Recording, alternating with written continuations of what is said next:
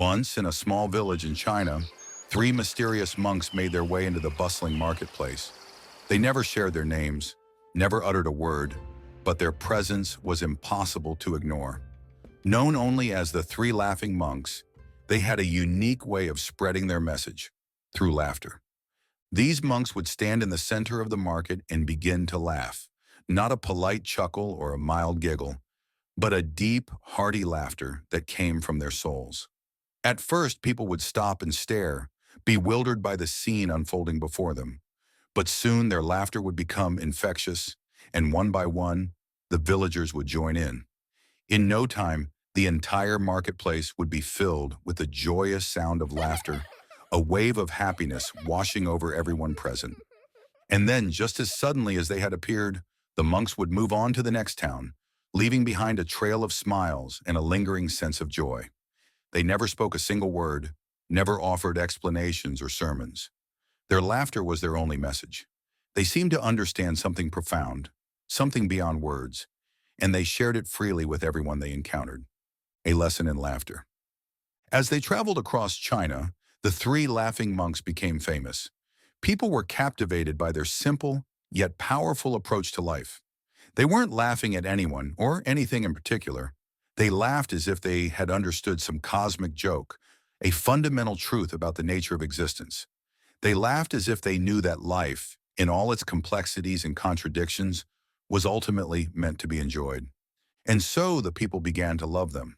There was a purity in their laughter that transcended ordinary experience. It was as though the monks were inviting everyone to look beyond the surface of life and see the underlying joy that was always present. Years passed, and the three monks grew old.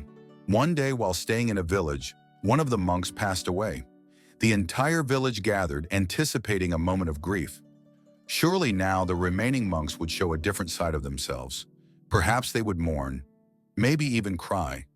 But as the villagers gathered around, they were met with a surprising sight. The two surviving monks stood next to their friend's body and laughed so deeply that it seemed to shake the earth. The villagers, confused and somewhat disturbed, asked them to explain. For the first time, the monks spoke. "We are laughing because our friend has won. We always wondered who among us would die first, and he has defeated us.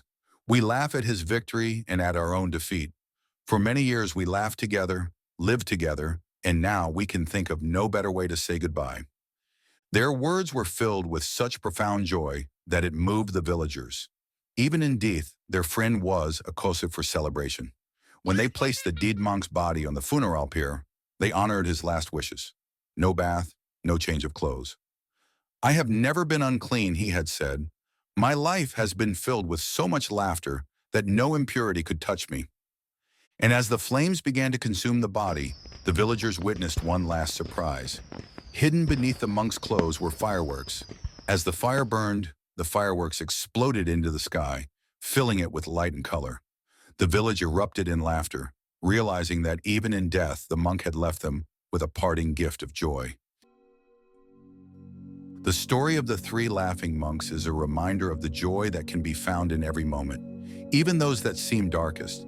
Their laughter wasn't just a response to life, it was an understanding of the cosmic joke, the realization that life is too mysterious and vast to be taken too seriously. In their laughter, they invited others to see beyond their daily struggles and fears, to connect with a deeper truth that life is, at its core, a beautiful, joyful mystery.